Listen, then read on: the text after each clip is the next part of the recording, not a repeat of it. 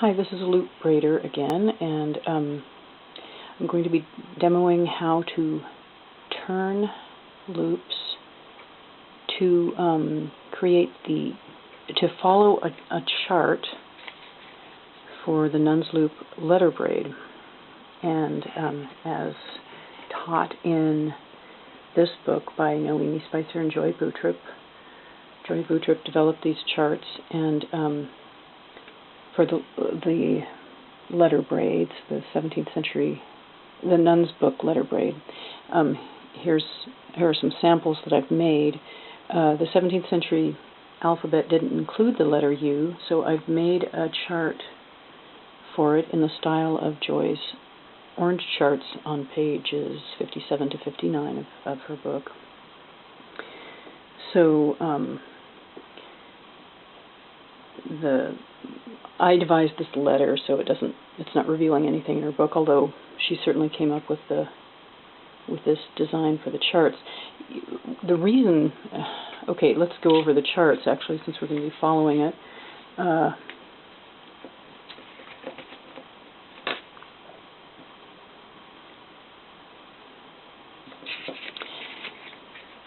They were meant to be used by two people braiding together, so the left portion of the chart was for the left braider and the right was for the right braider.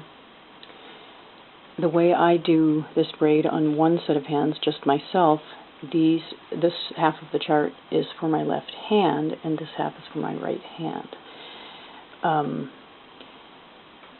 These 1, 2, 3, the horizontal rows are the rows of braiding, so or cycles of braiding. And it takes, for the letter U, it takes 7 cycles to finish the letter. The columns refer to, you don't really need to pay much attention to the numbers at the top of the column. Those are the reshuffled order of the original charts. In the original charts, 1 was the first column, 2 was the second, and it would be very hard for somebody to read it and do it that way. Joy came up with this ordering of the columns to make it more user-friendly. The first column refers to the loop on my left thumb. This A stands for the index finger, left index finger. C is the left ring finger, and D is the left little finger, and in reverse on the other hand.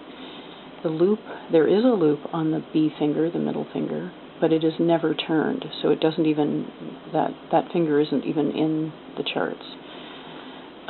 Because you ignore that one as far as turning loops to change colors. The B means black, W means white.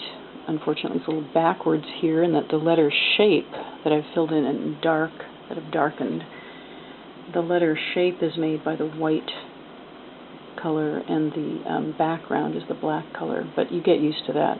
That's how the original charts were. They were white was the meant to be the color of the letter. Okay, so I will put that down and try to pick up these loops. You start letter braids. Start with one of the two colors in the upper position on all fingers, and that is the background. That's forming the background color. In this case, I am following the way the charts are written, and I'm having the dark color, which I'm calling black, be the background color. White will be the color of the letters.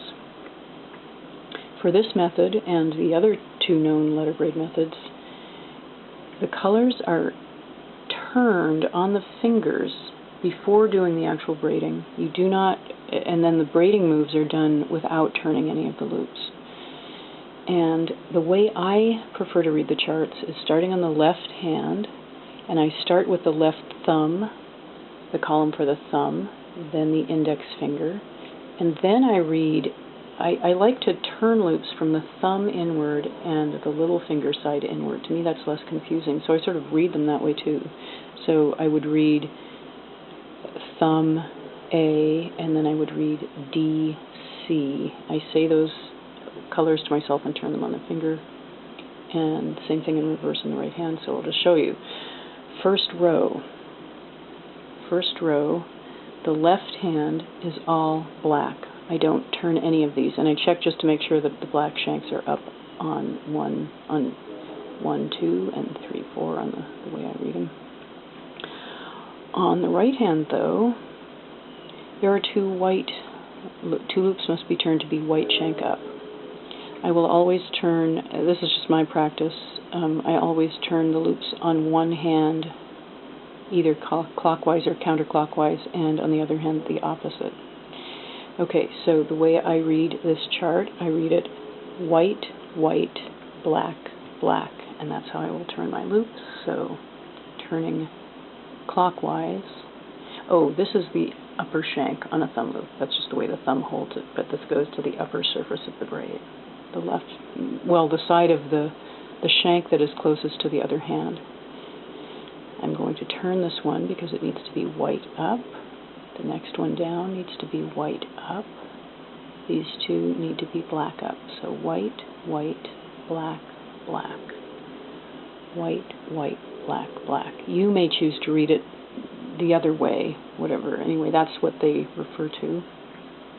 I'm now ready to do the moves of the braid, which I teach in another video. Tighten, which is difficult. Okay, so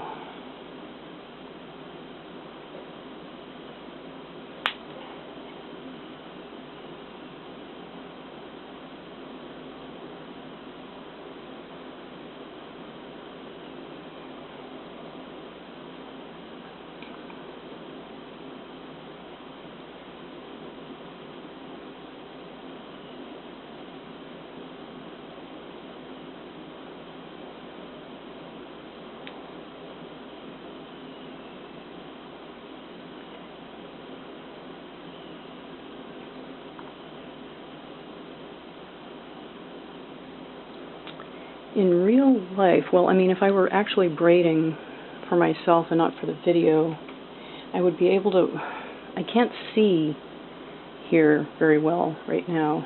If I were braiding off the front edge of the table the way I normally do, I would be able to see as I tighten, and I don't just tighten automatically, I look at the braid as I'm tightening, and I wiggle and stretch a little bit to get it so it doesn't pucker or so that it's tightened well enough. I can't really see now to know, so I'm kind of doing it blind a little bit.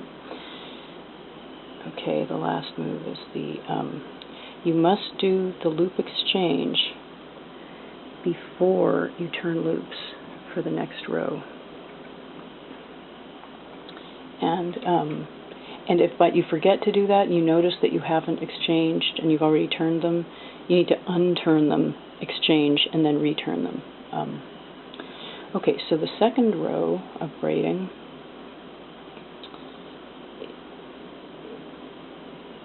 okay, I think I'm going to pause here.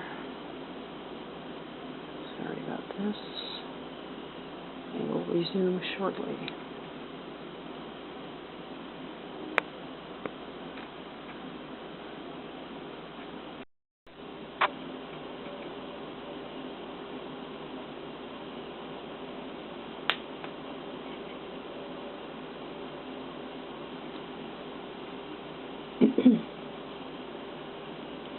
Okay, for the second row here, the way I do it is I read to myself white, black, white, white, and then I turn those loops on my hand if necessary. So white, yes, that needs to be turned. Black, it's already black. White, white, they need to be turned. And I'm turning these ones counterclockwise. So white, black, white, white on the left. And then I check again, and I read the chart from starting with the thumb. Black, white, white, white. So black, white, white, white. All of those needed to be changed. White, white, black, white, white, white. Whoa. no, black, white, white, white. Okay, so that's row 2. And then I do the braiding moves.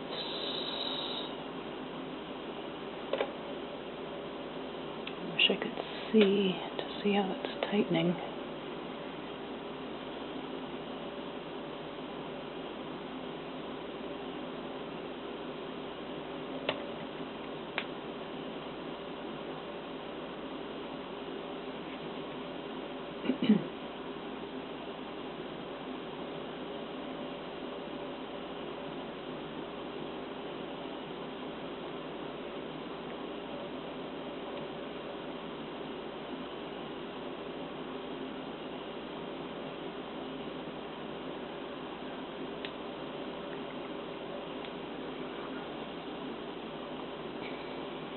And exchange. Now, one thing that's really good to know is where the loops end up after one cycle of braiding. So you can double check if you suddenly are wondering what row you're on. I happen to know I just did 2, but say I forgot what row I'm on. The thumb loop at the end of one cycle at the end of the cycle of braiding, the thumb loop will end up here on the middle finger. The index loop ends up on the thumb. The little finger loop ends up on the index finger. And the ring finger loop ends up on the little finger. So if I didn't know where I was, I actually could, if I didn't know what row I had just finished, I could actually check. I could look at my left hand and say, okay, this was the thumb loop. It's white. This was the index. So it was white, black, white. Actually, it ends up over here after the exchange. So white, white. Yeah, the loop that was on the ring finger ends up on the little finger and then gets swapped over to the other little finger. So my original order before I did the last row was, after I turned the colors, was white, black, white, black, white, white. And then I could look, oh, that probably was row 2, white, black, white, white. Let's see if the right hand was like that. The right hand should have been black, white, white, white, black, white, white, white. So that would be black, white, white, white. Yeah, so that was row 2. So that's good to kind of remember that for checking, for double checking. Okay, so row 3, now I go, you probably get the idea now. So row 3, I read the chart. Black, white, black, white. So black, white is already there, and black, white isn't, so I need to turn it black, white. That's row 3 left, and on the right it's black, black, black, white. Need to turn those black, black, black, and white is already up. Oh, maybe that didn't show. Black and white. So black. Let's see. Black, black, black, white. Row 3. Okay, so row 3 is ready. Ready to go.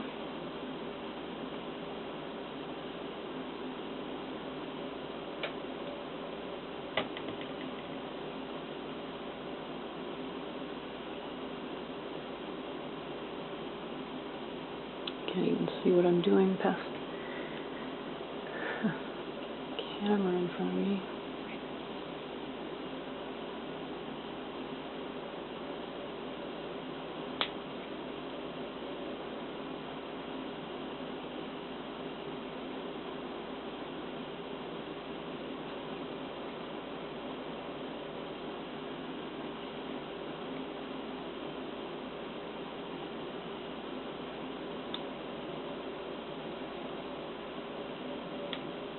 Normally I would be able to see the braid, see what I was doing, but it's the way I'm sitting here on the other side of the camera. It's so far away I can't really see. So yeah, it's starting to form. unfortunately with the letter braids, you don't see the row right away when you braid it. To me, this looks a little funky, and because it's slanted too much this way, and that's something that if I could have seen this, I would be trying to fix it, to tighten that more as I was going along, but I couldn't even see what I was doing. So when you braid one, so this is going to be the left side of the U coming down here. When you braid a row, it doesn't show it doesn't show in the braid right away. You have to braid a couple or even three for the... I'm not as used to this braid actually as I am to the 14 loop letter braid.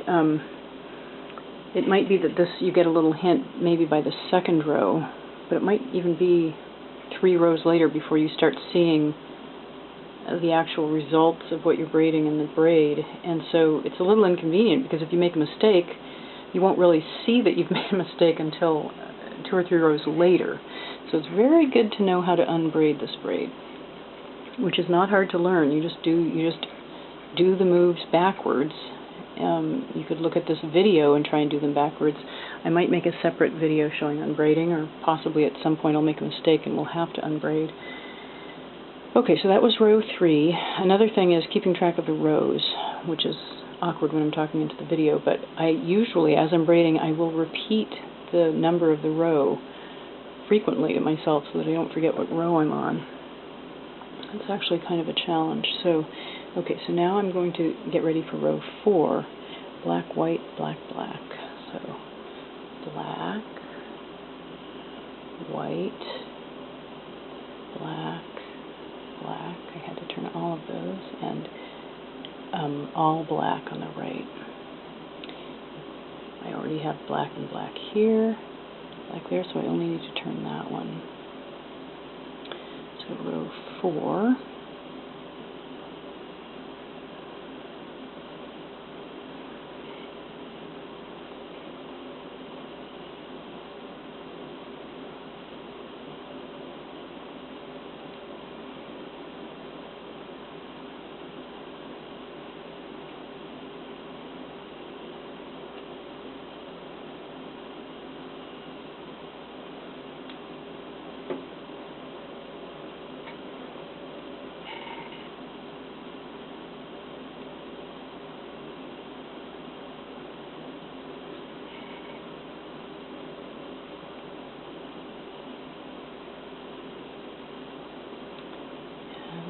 Exchange.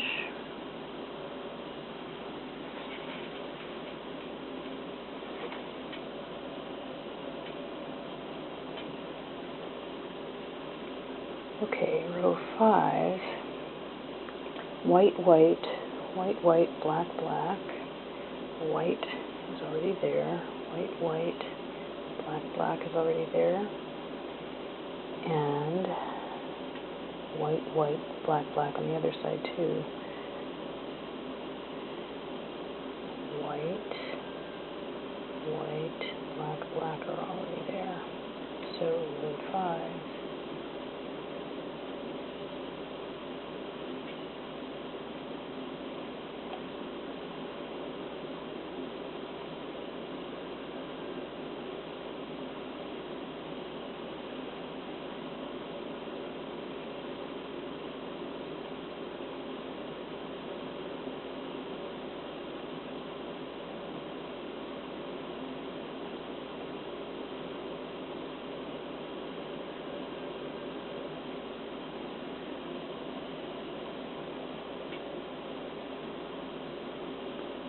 Seeing something in the braid that I think looks like a mistake, so I'm going to check that out.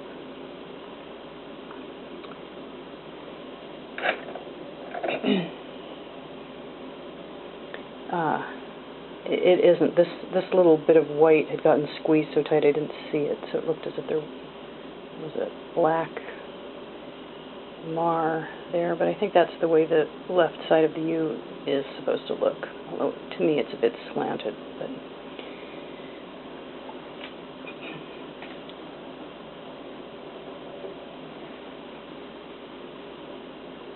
okay.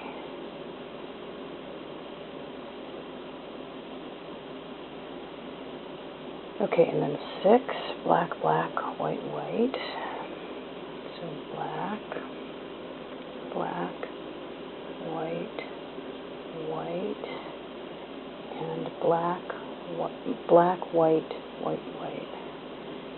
So black, white, white, white.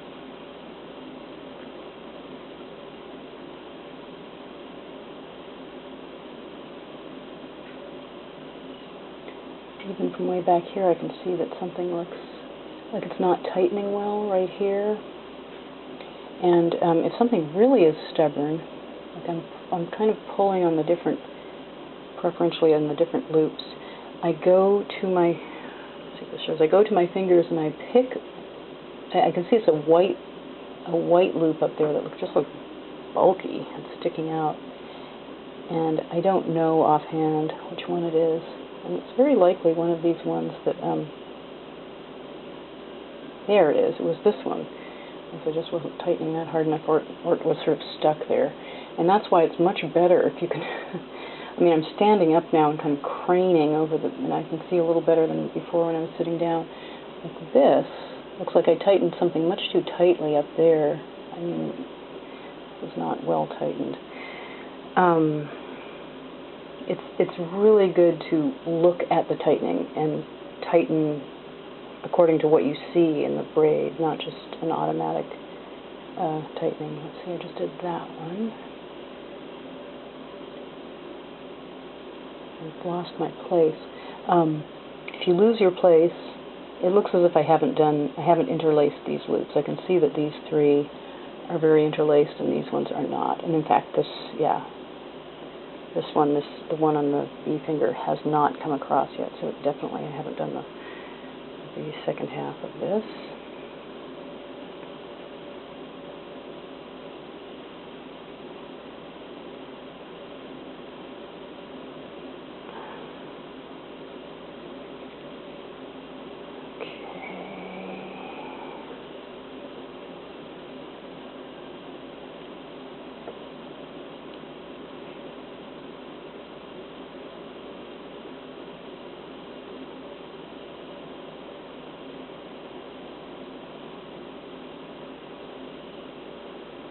There's the exchange last.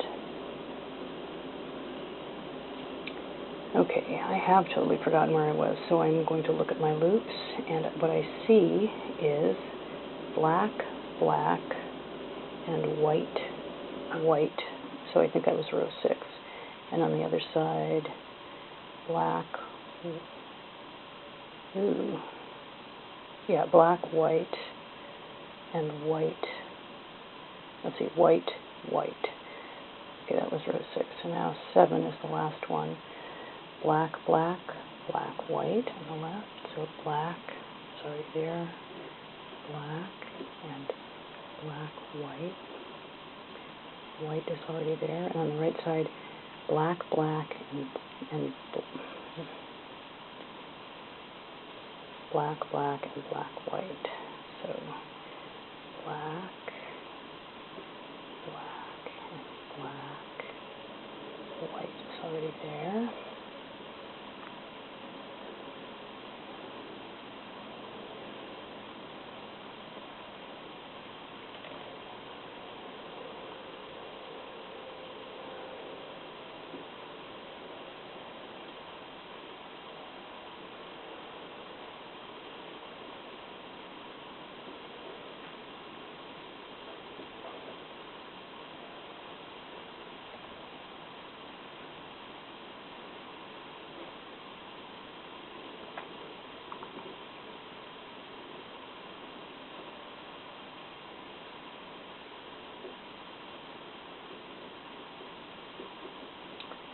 Last is the exchange. So now I've finished all the rows. I'm not liking the way this U looks particularly, but I guess it'll suffice for the demo. And after you do a letter, you almost always have to do you almost always have to do a row of plain black or 2, depending on how close you want your letters to be spaced. And The different letters need, you can't just put the same, well you can, but it doesn't look good to just automatically put the same space between all the letters because they're all different shapes, and some letters you can even leave out the space. If the next letter, if you look at the chart and the letter that's going to follow has no whites in these two spots, if all the whites are in other spots, you could theoretically cram it that close. You could. It might not look that good, but it wouldn't bump into the letter. However, it usually looks better if there's a preponderance of a little bit more of the negative space, the background space overall, than the letter. Then your eyes see the letter as a letter. Whereas if there's sort of an equal amount of white and black, if the letters are so crowded together, sometimes the eye doesn't fasten on the actual letter, it'll fasten on the black shapes in between the letter and it makes it harder to read. Okay, so I'm going to put at least one row, and I'll probably do more, in between this letter, the U that I've finished, and the next letter. And so what I want to, for a space, I want to look at I don't need a chart for this, I just look at those 4 loops to turn, and any that are white I turn to be black. So that one needed to be turned, black, black, and this one needs to be turned. It doesn't, if a middle finger loop happened to be white, you do not turn it. You never turn that one. Same thing for the spaces. Yes, for the letters. So I'm doing space 1. That's what I tell myself as I'm braiding, space 1. So I know what row of the space I'm on.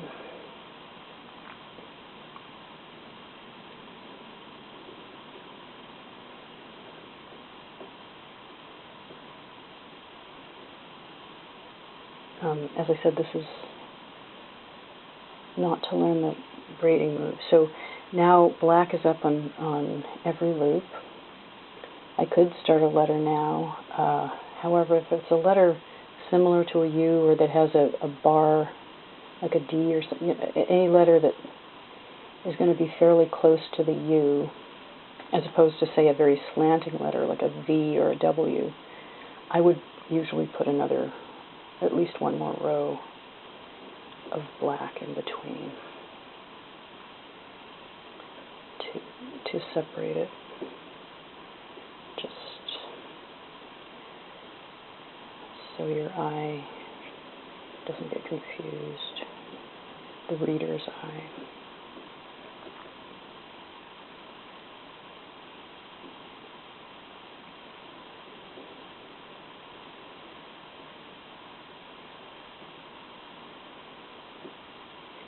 Okay, that's it for the U. Let's take it up and see that lopsided thing. Yeah, it's leaning a bit, and that's something that the fell is leaning, and if I had been able to see as I was braiding, I could have tightened better to correct for that. And here I think I pulled something a little tight. Well, anyway, that's the U. That's about what it looks like, although it's leaning a little to the right at the top. And after 2 spaces, I would probably for this demo, I might do a J as well, and I'll make another space or 2 so the J stands out. Okay, thanks for watching.